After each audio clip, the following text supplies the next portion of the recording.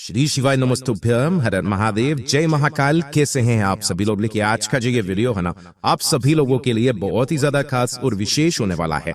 आप सभी को पता है कि अब से शुरू हो गए हैं चैत्र का महीना, और ये जो चैत्र का महीना होता है कितना पवित्र होता है ये तो आप सभी लोग जानते ही है। और कल है चैत्र महीने की प्रतिपदा तिथि, और इस महीने की जो शुरुआत हो रही है वो हो रही है मंगलवार के दिन से, जो कि इस दिन को बहुत ही ज्यादा खास और विशेष बना पाए।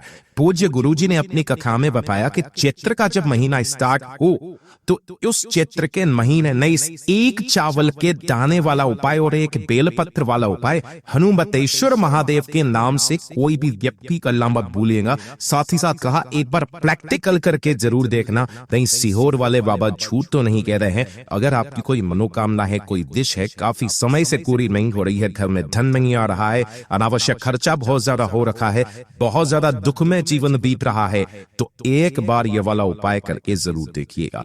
पूज्य गुरु जी की कथा से सुन करके और समझ करके पूरे उपाय को बड़े ही विस्तार से बताऊंगा। परंतु उससे पहले आप सबसे एक छोटी सी प्रार्थना कि जो लोग पहली बार आए हैं चैनल को सब्सक्राइब जरूर कीजिएगा और वीडियो को लाइक करके देवा वीडियो महादेव जी का कोई सा भी प्यारा नाम कमेंट बॉक्स में लिखना मत भूलिएगा। इस पूरे वीडियो में हम 3 महा उपायों के बारे में बात करेंगे जो कि आपकी अलग अलग कामना पूर्ति के लिए सिद्ध होंगे। को ध्यान से सुनते चले जाना, समझने की कोशिश करना। लेकिन इससे पहले मैं आपको बता दूं, जो तीसरे नंबर का उपाय है, पूज्य गुरु जी ने कहा कि आप कोई उपाय करें या ना करें, कोई अनुष्ठान करे या ना करे, कोई व्रत करे या ना करे, लेकिन अगर आपको अपने किए गए संपूर्ण उपायों का फल प्राप्त करना है तो तीसरे नंबर का उपाय आप सभी लोगों को जरूर करना है।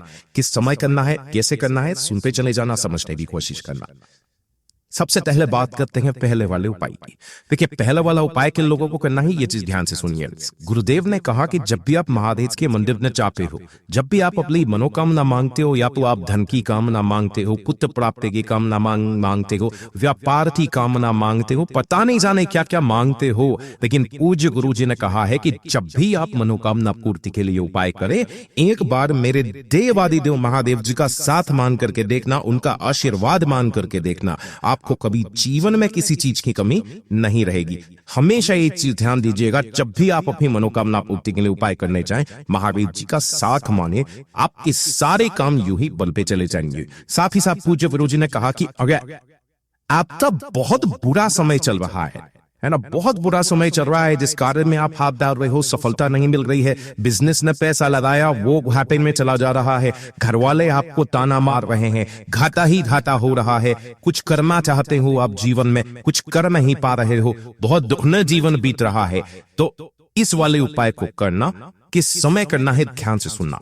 आपको लेना होगा सबसे पहले एक बेलपत्र जो कहीं से भी खंडित टूटा फूटा ना हो, और इसी के साथ में एक लेना होगा अक्षत। जब भी यहां पर अपशब्द की बात आ जाए तो समझ जाया करो कि एक चावल का दाना जो कहीं से भी खंडित ना हो, पूर्ण होना चाहिए, ठीक है।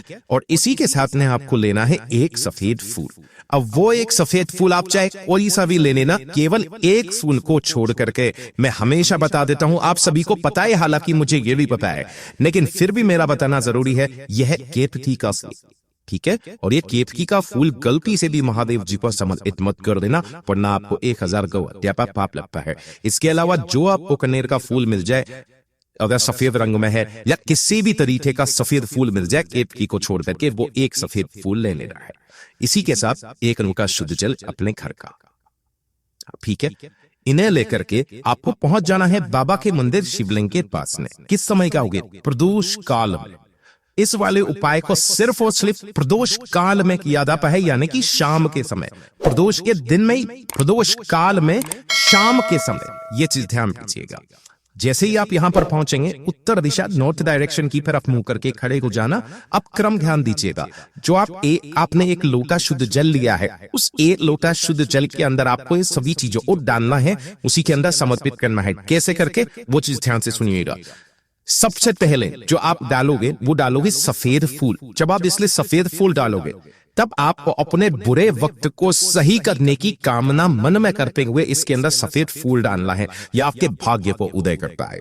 दूसरे नंबर पर जब आप एक बेलपत्र डालेंगे, वो आप अपनी कामना पूर्ति के लिए एक बेलपत्र इसके अंदर डालेंगे, और अंत में आपको डालना होगा एक चावल का दाना, अपना नाम और गोत्र पूर्ण करके। साथ ही साथ पूज्य गुरु जी ने ये और कहा था कि जब भी आप इस एक लोटे शुद्ध जल को लेकर के आए, इसके अंदर 1 से 2 बूंदे गंगा जल की जरूर मिला लेना, इससे ये जल पवित्र हो जाता है। दोनों हाथों में इस कलश को पकड़ना और केवल शिवलिंग के ठीक ऊपर आपको एक भारी से बिल्कुल धीरे धीरे ओम नमः शिवाय, श्री शिवाय नमस्तुभ्यम पंचाक्षरी मंत्र या षडाक्षरी मंत्र का स्मरण करते हुए अवधूतेश्वर महादेव के नाम से, ये चीज ध्यान दीजिएगा, अवधूतेश्वर महादेव जी के नाम से इस पूरे के पूरे जल को समर्पित कर देना। समर्पित कर देने के पश्चात दाहिने हाथ से 2-4 बूंदे जितना जल रोक सको रोकना, और इस जल को आपको 3 स्थानों पर लगाना है। सबसे पहले अपने कंठ पर, दूसरा अपने मस्तक पर, और तीसरा अपने नैनों पर।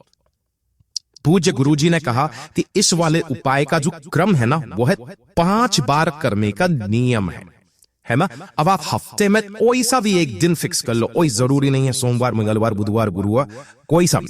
5 बार का नियम है, हफ्ते में 1 बार करना है। 5 हफ्ते में 5 बार इस नियम को करके देख लीजिएगा, आपकी समस्त परेशानियां दूर हो जाएंगी। पूज्य गुरु जी का बहुत अद्भुत और अच्छा उपाय है, जरूर कीजिएगा।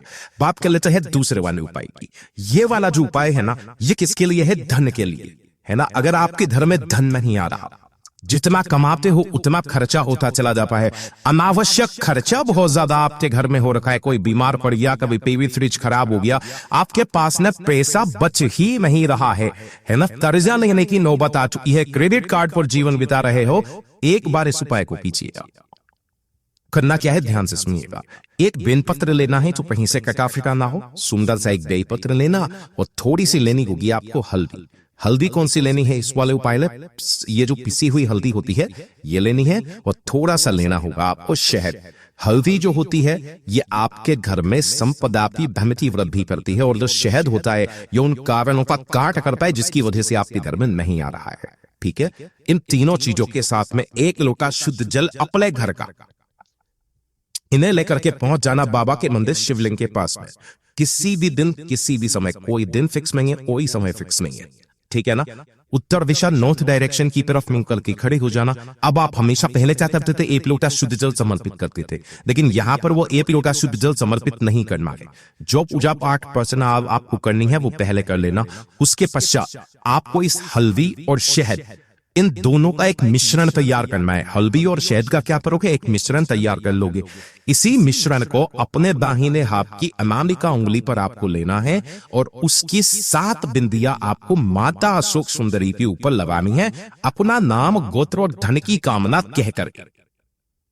इस तरीके से 7 बिंदियां माता अशोक सुंदरी के ऊपर आपको लगा देनी है। लगा देने के पश्चात जो आपने एक बेलपत्र लिया है, इस एक बेलपत्र को आपको इस स्थान से पकड़ना है, और पकड़ करके माता अशोक सुंदरी के स्थान पर ऐसे समर्पित करना है कि जो बनबी रहेगी वो रहेगी जलाधारी की तरफ, बीच वाली पत्ती का मुख शिवलिंग की तरफ। दोनों हाथ जोड़ करके कामना करके कि मेरे धन की कामना है, या अनावश्यक खर्चा बहुत ज्यादा हो रहा है, कर्जा लेने की नौबत आ चुकी है, जैसी कामना पड़नी है वैसी कामना पड़ना, और इस एक बेलपत्र को यहां से उठा करके और शिवलिंग के ठीक ऊपर समर्पित कर देना।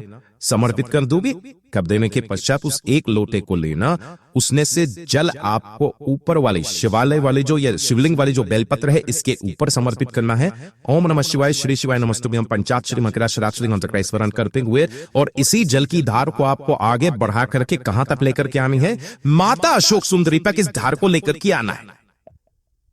जब यह पूरा जल समर्पित हो जाए, जो भी जल बहता बहता जलाधारी से नीचे की तरफ आकर के गिरे, थोड़ा सा जल रोकना, अपने व्यापार स्थल पर, अपने घर पर कहीं पर भी छीप लेना, आपके घर में धन की आवक होना स्टार्ट हो जाएगी। महाराज, इतना अद्भुत और अचूक उपाय है, ध्यान से सुनना, उसी तरीके से करना। अब बात कर लेते हैं तीसरे वाले उपाय की, जिसके लिए मैंने आपको रोका हुआ था।